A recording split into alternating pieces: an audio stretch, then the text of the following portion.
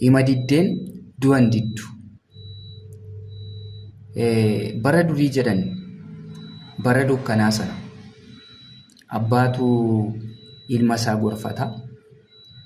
Ilmi isaa kun dargaggeessa. Yeroon sun yeroo dukkanaa waan ta'eef halkan yeroo manaa gad ba'anii deemanii guca qabsiifataniitu deemu. Yeroon sun yeroo rakkoos waan ta'eef namni si rukutuu barbaadu ibsaa kee ilaaleedha si rukuta. Kana booda abbaati mucaa isaatiin mucaan gadi ba'uuf kaanaan yaa mucaa koo lakkii gadi hin bahinii jedhe.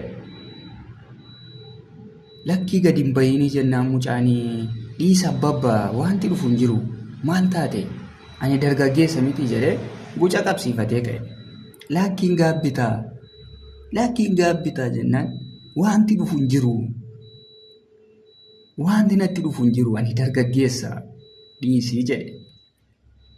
Gaafa inni guca qabsiifatee manaa gadi ba'u osoo manni balbalarraa hin fagaatiin eeggatanii jarri fuudhanii irra dhaaban. Mucaan achumatti kufee gangalatee iyyuu jalqabe.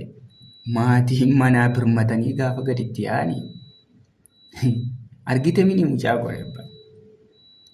Gorsan isiif kenne dhaga'uu didde miti hima diddeen du'an diddu jedhani. Argite miti kanaan abbabba argeera dargaggummaa takka na godhe. Ilaammee yamijuu osoo hima kee didu xiyyiitii mudhiif dhabne hudduutti dhannee rafnee jedhe. Kanaafuu atis hima diddeen ta'i. Hima diddee ta'uun nama nyaachisa.